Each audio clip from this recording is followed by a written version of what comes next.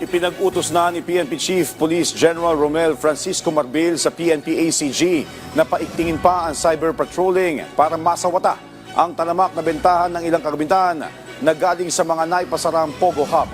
Ang sentro ng balita mula kay Ryan Lesigues.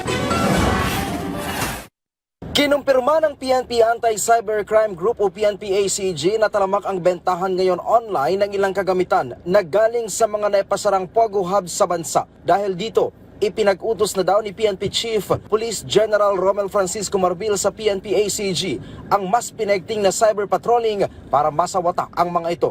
Nitong nakarang araw, nagbunga ang pagmamanman ng mga otoridad matapos na maaresto ang isang alias Popoy dahil sa pagbebenta ng text blast machine o ISMI catcher online. Ikaw ay may karapatang manahimik kung walang ibo. Ano man ang isasabihin ng maaaring gamitin pa o laban sa iyo. Agad pinalibutan ang lalaking ito ng mga operatiba ng PNP-ACG sa loob ng isang restaurant sa Paco, Maynila.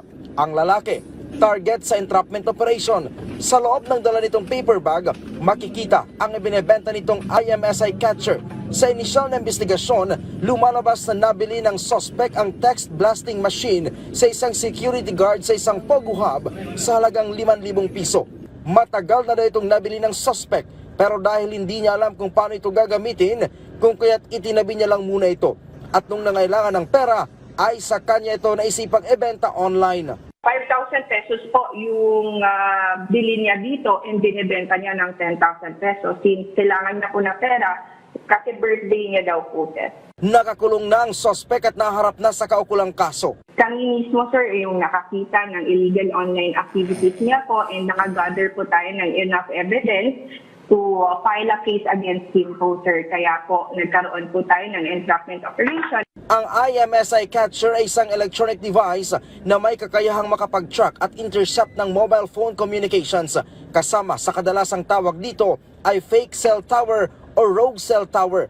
May kakayahan itong gayahin ng isang cell tower at makakonect ang mga malalapit na cellphone sa IMSI catcher.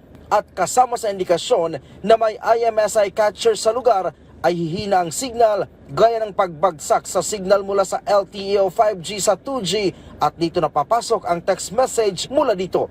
Ang naaresto natin sa kanya ay isang device na may 8 ports. Kahit ito ay isang device lang at 8 ports po, maaari po itong gamitan ng mga SIM cards since meron po itong mga SIM card slots and each SIM card po ay maaaring makapagpadala ng 1,000 messages. Mula dito sa Campo Crame, Ryan Lesigues para sa Pambansang TV sa Bagong Pilipinas.